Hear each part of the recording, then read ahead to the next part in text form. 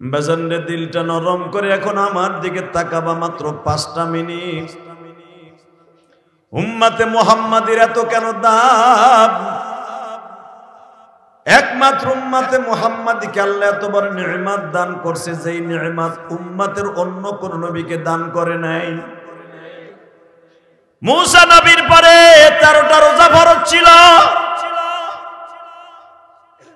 ঈসা নবীর পরে মাত্র 14 থেকে 15টা রোজা ফরজ ছিল। বাবা ইব্রাহিম নবী আমার জাতির আব্বা, জাতির আব্বা জান, সারা দুনিয়ার মিল্লাত আবিকুম ইব্রাহিম, মাত্র 6টা রোজা ফরজ ছিল।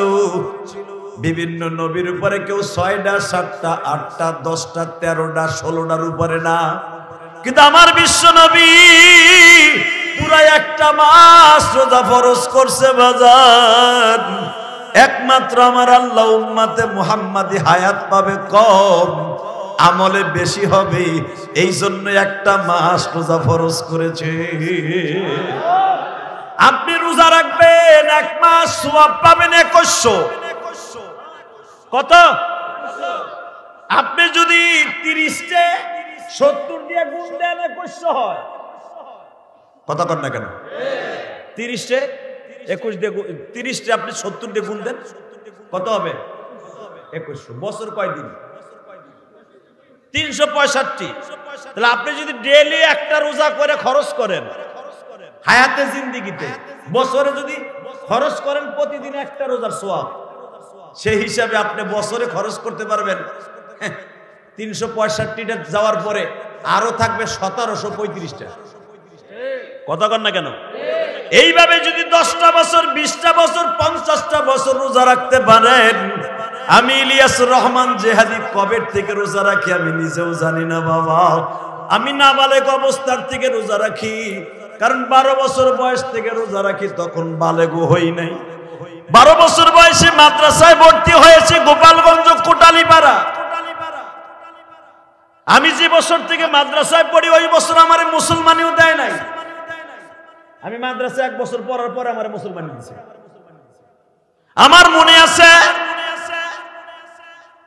যেই বছর আমি ইলিয়াসুর রহমান জিহাদি জীবনের প্রথম 30টা রোজা রাখি, তখন আমি কোটালীপাড়া কিরাতখানা পড়ি। সব ছাত্র ভাইরা রোজা রাখে, শুধু আমার পরে রোজা ফরজ ছিল না। ওই যে কিরাতখানা পড়া অবস্থার থেকে 30টা রোজা রাখি, আজও পর্যন্ত কোনোদিন একটা রোজা ভাঙি নাই। 2013 সালে কানাডায় সফর করছি, রোজা হয়ে গেছে 2টা। কানাডা থেকে আস্তে আস্তে 14-15 ঘন্টা সময় লেগে গেছে। ওই দেশে রোজা রাখছি, বাংলাদেশে আইয়া সেরি একটা গেছে, আর একটা শুরু হয়েছে, আইতে আইতে ফজর হয়ে গেছে। না খাওয়াই বিমানে বসে খাইয়া দেখা গেছে 2টা গেছে বিমানে। এই মুসলমানের পোলা, ভালো করে বুঝেন, সফর অবস্থা রোজা ভাঙা জায়েজ ছিল, ভাঙি নাই, বরঞ্চ বেশি রাখছি। আলহামদুলিল্লাহ বলে, কারণ ওই দেশে তো একদিন আগে রোজা রাখে। বুঝেন না আমার কথা? তা ভালো করে বুঝেন, সেই নাবালেগ অবস্থার থেকে 30টা রোজা রাখা শুরু করছি একমাত্র আমার মওলাকে সন্তুষ্ট করার জন্য। আজও পর্যন্ত এই হুজুর 30-35 বছর, 40 বছর, 50 বছর আগের থেকে রোজা রাখে। 50 বছর যদি 2100 করে রোজা অ্যাকাউন্টে জমা হয়, হিসাব করে দেখেন কত হাজার রোজা অ্যাকাউন্টে জমা রয়ে গেছে। আমার মালিক আমাদের মাফ করবে না কেন? কথা বলে না কেন? আশা করছে আল্লাহ মাফ করবে। জোরে করে আমিন, আরো জোরে করে আমিন। বাজান এবার দিলটা নরম করে আমার মওলাকে দেখায় দিবেন। রোজাদারকে যখন আমার আল্লাহ কুদরতে হাত দিয়া প্রথম রোজার ইফতারি করাবে, প্রথম ইফতারি করাবে মাছের কলিজা দিয়া, আমার আল্লাহর কুদরতি নান রুটি দিয়া। যেটা বুঝবেন হেঁটে দেখুন, নান রুটি আল্লাহর বানানো কুদরতি রুটি, মাছের কলিজা দিয়ে যখন খাইবেন, আপনার গাল আর এই ভুটি মাছের মতো গাল থাকবো না। আপনার বসতে হবে 1.5-2 কিলোমিটার জায়গা লাগবে আপনার বসতে। হ্যাঁ সুবহানাল্লাহ, বোর কোলের মধ্যে যে কইও ইফতারির সময়। এত সুন্দর কথাটা কইলাম, 1.5-2 কিলোমিটার জায়গা লাগবে তোমার বইতে। আরো জোরে কর। এক একটা জান্নাতি মানুষ বসতে হুইতে 1.5-2 কিলোমিটার জায়গা লাগবে। বডিটা হয়ে যাবে এই তেলাসরের মতো, বডি থাকবো না। কামেজলে আবি আদম, আমার আব্বা আদমের মতোই বডি, 120 হাত আপনি লম্বা। এই আদম আলাইহিস সালামের পুরা বুকের এই পাঞ্জাটাই, বুকের এই সিনাটা ছিল মিয়া 7.5 হাত। এরপরে জোরে কইব না। আমার আব্বা আদম আলাইহিস সালামের এই পায়ের যে নলিটা, এই নলিয়াটি ছিল তোমার আমার মতো 2টা বডি। আদম আলাইহিস সালামের পায়ের ছাপ দেখো নাই শ্রীলঙ্কা সেই পাহাড়ে? এই মুসলমানের বলা, অনেকে তো ইউটিউবে দেখছেন, কি অনেকে বাস্তবে দেখছেন।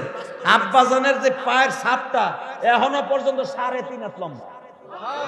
তা পায়ের যে ছাপটা যেন পড়ে রয়েছে, এটা তো তোমার আমার পুরো একটা আস্তা বডি।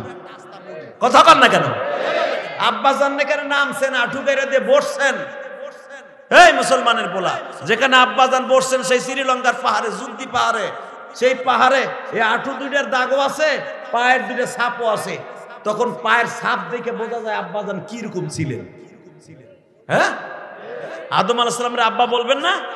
তা লজ্জা লাগতেছে মনে হয়?